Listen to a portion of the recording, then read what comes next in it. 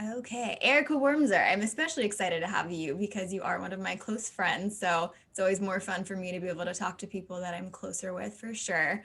But thank you for joining. I know that a lot of people aren't super comfortable talking on camera and being really vulnerable, especially in this past year of experiencing a lot of emotions and really trying to figure life out. And it does not seem to be any easier as we get older, unfortunately.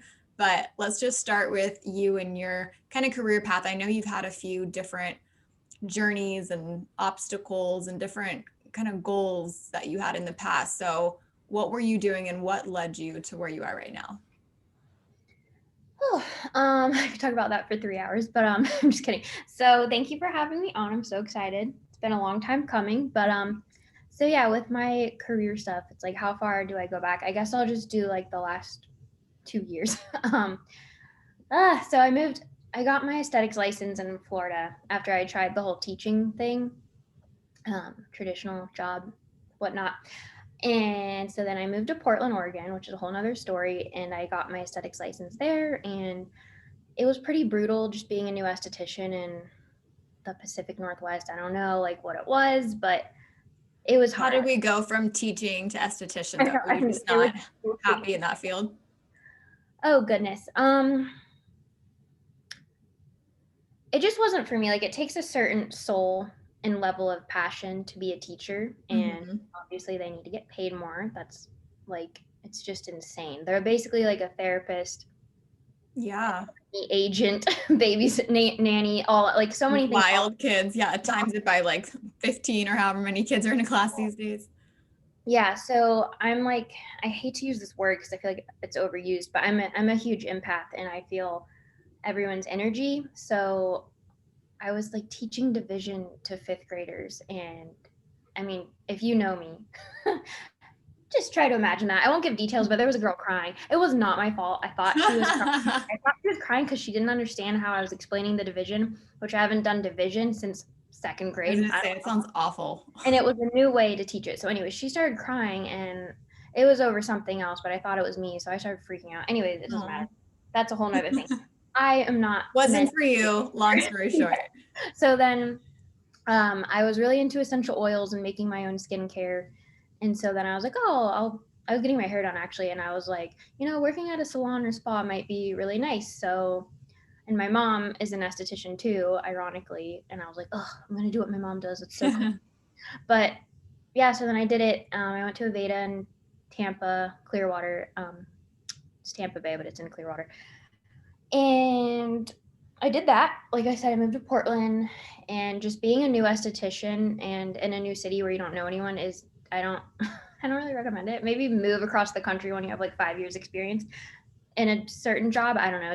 It was so difficult. But I met so many amazing people, and obviously my path is the way it's supposed to be. But I moved to Austin in October for an aesthetics job. So I'm actually licensed in 3 states now, and I'm not even an esthetician anymore. So I wasted a lot of time and money. I What's mean, new? you could look at it that way, but also I think you are that person that needs to know for herself before you move on. So, yeah, maybe it's money down the drain, but I don't think you would be where you are, like you said, if you didn't for sure know these things weren't going to work out. I think it'd always be in the back of your head if you didn't try. Yeah, I mean, just talking about it gives me anxiety because not in a bad way. I'm just like, oh my God, everything's been insane. Um, so I moved. So I drove across the country twice in like less than 2 years. I won't say a year, but came here for a job. My aesthetics license did not transfer from Oregon to Texas for like another month, but I already had the job. And so they just had me do some training. And then it was just like everything was so backed up, obviously, because of COVID, with the licensing department here in Texas. And so they were like, I mean, obviously, unfortunately, you can't work because it's illegal, if I don't have my license. So they offered me the front desk position, and it was like $11 an hour. And I was like, I did not move here to do that. And who knows how long it was going to take to get my license. So I was like, fuck this. Excuse my language. You can bleep that out. Screw No, this. yes. Am I on ABC? Anyways, so I was freaking the hell out. Cause like we just moved here. It was a very exciting situation. Marco and I just got here, and it was just crazy. So I was crying and very depressed. Like, I don't want to say depressed, but maybe I could say situationally depressed. Yeah. It was just on set because I was like, here we go again, another fucking shit show to deal with. So I started applying to I applied to like 30 something jobs remotely because like that's what I've always wanted to do, but it sounds like it's impossible sometimes, or like it'll take Mm-hmm. years to do it. But I was like, The whatever. job applying process is pretty, awful in itself. Yeah, just on Indeed and ZipRecruiter and all these things. And I was like, I mean, I can just do admin work online. Like it'll probably pay 15 an hour and it's better than this other situation. So, and I got even more depressed because, like you said, the application process is not fun. So I went on Facebook and I'm in a few Austin groups, and one of them is called the Austans. And a girl posted in there about a med spa like discount or something for us. And I went on her profile because I was like, well, I'd rather work at a med spa front desk and then work there once I get my license. I was just trying to figure shit out. I was like, whatever. It was like a sign. So I went on her Facebook and I was just like intrigued by what I was seeing. And then I went to her Instagram and just kind of went down the rabbit hole, like different highlights of where she's traveled, obviously before COVID. And she lived in Bali for a long time and worked from home, worked remotely. Like this whole thing is so weird because I went from med spa to like, oh, she worked from home. She had really bad acne. That's why she was working at a med spa for like actually a med spa school, in the admissions department, and was getting like, free services there and doing admin work there in COVID. She's not traveling. Super fucking random. And there was a link for an internship to be a virtual assistant in 3 months. Like truly, not just out the ass, like, oh, I know how to do this and that. Like, no, like podcast support, video editing. Right now, I'm obviously doing a lot of social media. Maybe that's not obvious, but managing social media accounts. So that's where I'm at. And I enrolled like that day to do it because I was like, this is it. This all kind of manifested in itself because you had been getting more into the spiritual side. I know you're big on therapy and even sharing that with your relationship therapy and letting other people kind of see your journey with your boyfriend. And like you say that you're not super comfortable being on camera and opening up, but I think you got to give yourself credit that you really do put yourself out there in vulnerable situations a lot. And how do you think that that's shifted you from maybe Erica a few years ago to Erica now with your whole journey of just kind of giving yourself grace and knowing that we are all trying to figure it out at the end of the day, and just because it might look a little scattered on paper doesn't define you as a person at all? Mm-hmm. Yeah, so my coach Sophia, aka Radical Pleasurist, she was a therapist for about 15 years, and that really drew me to work with her because I needed like the science and the like radical pleasurist support, which is it's not just like, I don't know. I feel like people assume it's just like pleasure, sex.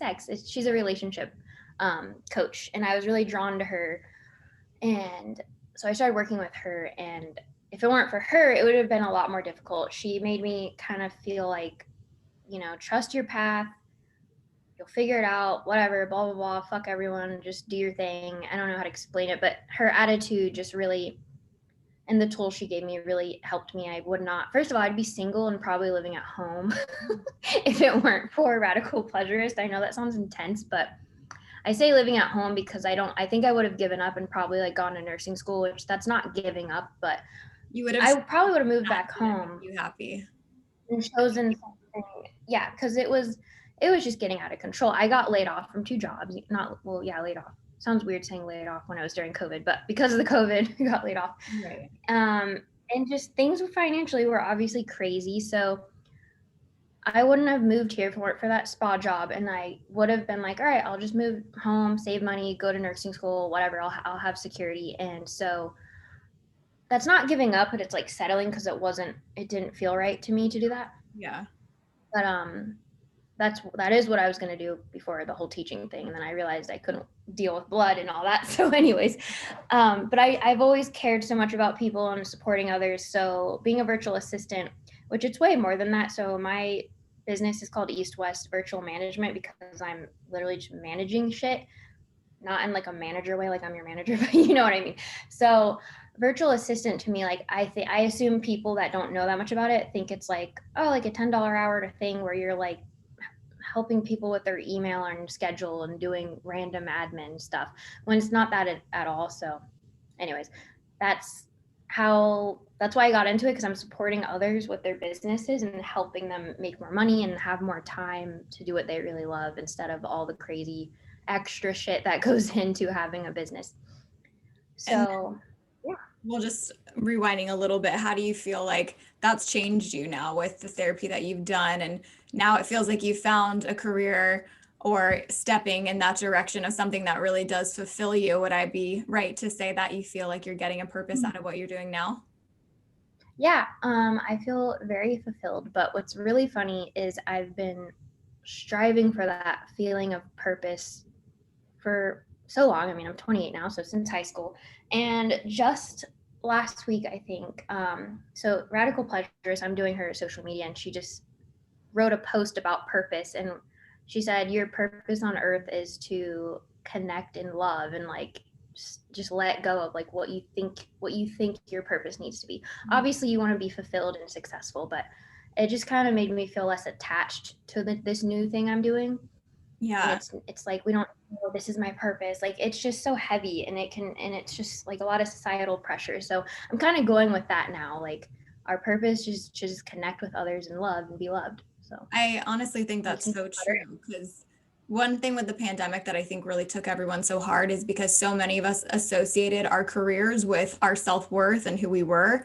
And your job, hopefully you're doing something that you love and you care about, but that doesn't define you. You know what I mean? It's like the reason you do the things you do every day, that's who you are as a person.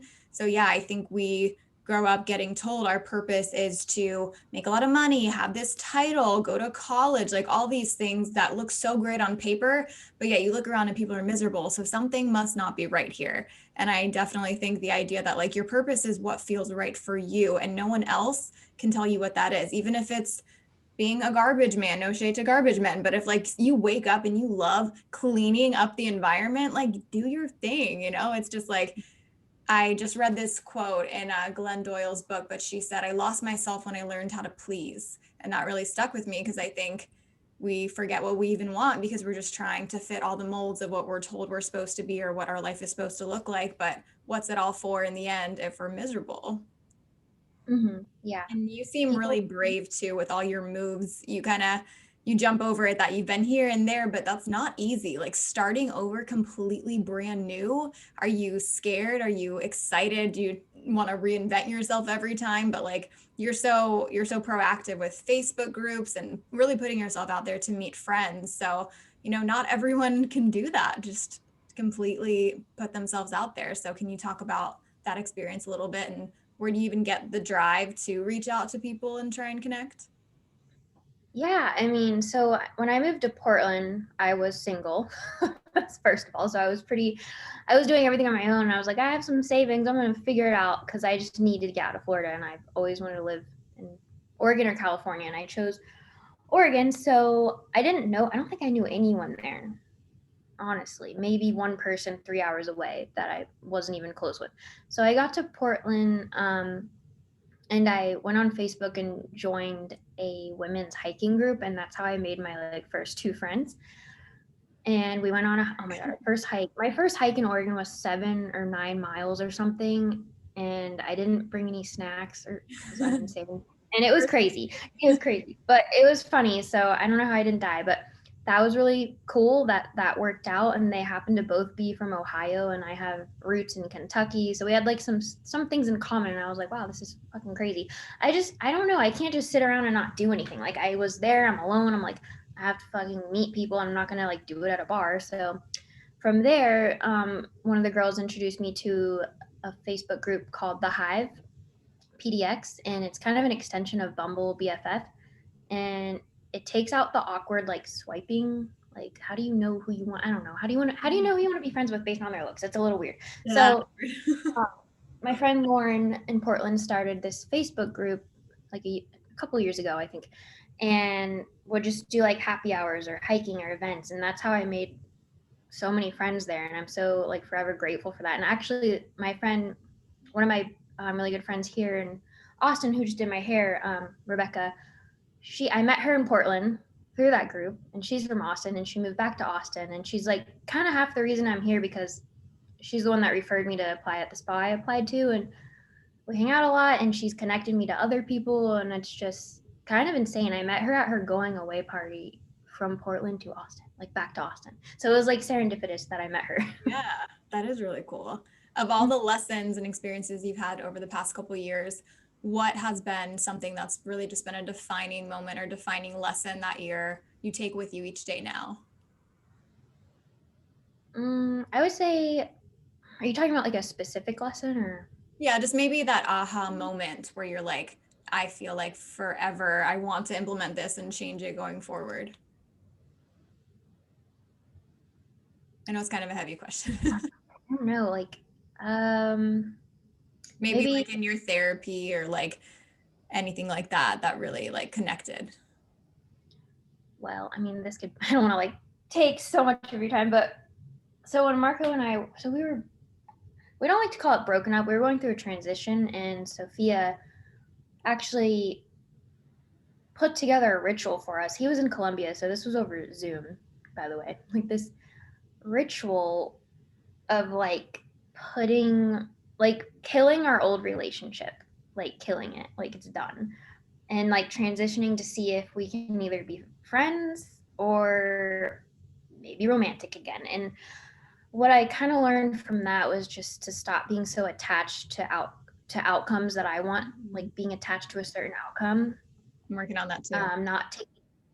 It's really hard, and it's like working a muscle. You can't, if just because I know that, if I forget to think that or use it, then you have to like write this shit down, post it note, put it on your mirror. But that's a huge one. Letting go of attachment is a huge lesson I learned from that experience. Cause like I'm talking, first of all, we didn't talk for like 2 months or something. It was crazy. And then we're on Zoom doing this. And I was just like, okay, let go. You don't know what's going to happen. Just go through this process and just being open. Like, okay, whatever happens, happens. I think it's a balance too, not like doing everything you can, but then also at some point, yeah, like you can only do so much, and worrying about it is only going to make it worse.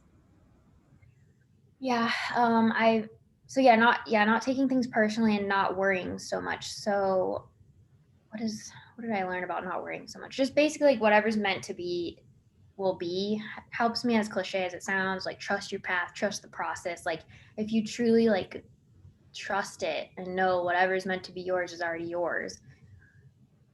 You just sparked a memory for me. I forgot my mom would say that all the time. She'd say, whatever will be, will be. And then she randomly tattooed it on her ankle when she first got diagnosed. And I think that mentality is just like such a hard thing to remember sometimes, because we want control. We love control. And especially with the outcomes, that one's really hard, because it's like, well, why would I like put in so much effort if I didn't want something good to happen out of this? But that's why I think everything does have a little bit of a balance, because it's not this excuse to be like, well, who cares? Nothing matters anyways. It'll be what it'll be. It's like, you can't have that mentality, but it's also like, if you know you did all that you could, that has to be enough at some point. Yeah, I truly believe everyone's doing the best they can, even if you think someone's like lazy or they drink too much, smoke too much weed. Like I really just want to believe, it's like Glennon Doyle said in her book, she likes to believe that everyone is doing their best. Yeah, like that. I've not gotten to that part yet. Well, that's one of her lovely tidbits. Well, it is true. You really never know what someone's going through, and what could look a certain way on the surface could be completely opposite of what's happening in their mind. And I think we get so busy and we're all caught up in our own life. And at some point it's like, can we be to blame? You know, we've got so much going on. We have so much going on in the news, in the world, our personal lives, that sometimes if someone pisses you off in a grocery store, you want to react and you don't want to think like, oh, maybe they're coming from it's very hard sometimes in the moment. But I think meditation, all that stuff helps. Like the other day. Yeah. What was that? Because there's something like that happened to me the other day, and I'm not maybe I'm crazy, but I don't think I'm a very like spicy, confrontational person. I feel like you're more like the little grunts in your head, and people that know you close know you're pissed. So like that helps, but I'm usually like, if someone's rude to me, like I will be fuming inside, and I will show that I'm pissed, but not in a confrontational way. But recently, this woman at a restaurant was super rude to me for no reason, like 3 times in a row. Like you had to like go up. It was outside, by the way, and you had to like go up to the somewhere to order it. I don't know, podium. It wasn't like a bar or anything. And I don't know, like I'm not gonna like get into specifics, but I mean I left a really bad review, and I never do that on the restaurant, and I explain what happened. But oh, so I was still really friendly to her, and I left her 20% tip because I was just like, I'm not that bitch that's gonna like, obviously she's having a bad day, like I want to like attack her right now, but I'm going to leave 20% tip and be fake nice and just, That's I hard don't to know. do. Well, honestly, that could have taught her something because maybe she was fully expecting you to do her dirty because she maybe knew that she was being rude and maybe she just didn't care that day. And to see you react in that way, who knows? That really could have been something that she was like, wow, okay, like maybe I should check myself because people out there are nice. And it's hard, but yeah, I think that like for me, I do like to meditate and slow myself down because just always going so quickly that I'm like, like sometimes I'm like, how did I even get here today? It's just like your mind is racing and it's so hard to slow ourselves down. But I think it's really important. And I just want to know for you, I know that you've been, very much into tuning in with yourself and trying to figure out what works for you. And I'm like really proud of you. I think you've come a really long way. And you can tell, like, you can see that you just seem happier and more centered. And life is hard, dude. Like growing up, and they say like 27, 28 are your such like transformative years, and like they definitely are because I've changed a lot on the inside, I feel, but hopefully towards better reasons. Do you think that you can say that you like who you're becoming today? Thank you for that. Yes, I absolutely do. I mean, of course, I'm still Erica, and I'll still have my little fuck ups, but We're human. I, yeah, no, so like if I have a fight with Marco or a bad day, whatever, I recover from it faster. Like I don't stew, I don't go fucking out and drink and get blackout wasted. I probably did that a lot in my early 20s, but it's been a while since Balance. I've We done that. need that sometimes too. I didn't go do a bunch of meth. I'm kidding. But anyways, so not that I used to do meth. Uh-huh. you, Just kidding. you can cut that one out. So anyways, my point is I recover from like shitty shit quicker. Yeah. It's Well, not going to be you're dragged. just like not holding on to that anger anymore because I think at some point you're like, okay, only I'm still pissed now, and now this is just affecting me. Like there's nothing worse than someone that's like over it and you're still spewing, and you're like, okay, well now this just only sucks for me. But Like I'm down with you, and you're like I'm still mad, like, yeah. and that's not fun. So. Well, and just becoming like who you want to be, proud of yourself. It comes with the good parts and the bad parts, and I think that for me, I always want to continue learning and growing. I think, not to be all morbid, but when you stop learning, you're dead, like I want to learn something every single day. And do you have my actual final last question? Do you have any lessons that have been the hardest to learn? Maybe ones that you already know deep inside that this is how it should go, but for some reason you just have to remind yourself all the time. Oh god. So this one's really hard for me that I have to like get into my brain. But just not worrying about being right. Like even if I know I'm right in an argument with whoever it is, if it's not that important, I'd rather just You keep the go. and from like when we lived together a few years ago, not that we had issues, I was like I don't know, I wasn't an asshole, but I wasn't really letting shit go or like being like, well, I wasn't like, oh, okay, well, you're wrong and I'll keep the peace. Like I used to be very much like, no, I'm gonna prove you wrong. But I don't know if you ever actually saw that side, but I don't even know how I got that way because I'm like not confrontational at all. But if I know I'm right, like I'm that bitch that's like, here's the facts. But again, if it's not important, Pull up the receipts. it's not It gonna is hard matter. to let go of the ego. So yes, that's the thing is letting go of my ego, especially around like job stuff. I'm like, I don't need to over explain what I'm doing. Like, stop. Like, so I feel like I have to do that sometimes. I'm like, who cares if they think I make $10 an hour? Like, fuck it. Yeah. Assumes that. So My favorite quote, God, I'm such an annoying quote girl, but one of my favorite quotes is character is who you are when no one's watching. And I tell myself that if I do something nice for someone and they like don't even notice, I want to be like, did you see I did that? Like I want to say that so badly, but then I had to catch myself and be like, did you do it to get a compliment out of it, or did you do it to be nice? And then I have to check myself, like, why did I do it? And if I did it to be nice, then why do you need validation for it? You know, just you did it to be nice and let it go. And Yeah. I think those self-talks are healthy, and you can never you can never learn too much about yourself. It's always an evolving process. And I'm excited that we're both on this ride together, and great things are going to come. It's been a hell of a year, but I can tell that we are on the upswing of things. And thank you so much for being on my podcast. Yeah, you're welcome. Thank you for having me. Yeah. Sorry if I talked too much. No, you're perfect. You were exactly what I was hoping you'd be, just yourself and perfect. Love you. I'll talk Thank to you you. soon. Love you. Bye. Bye.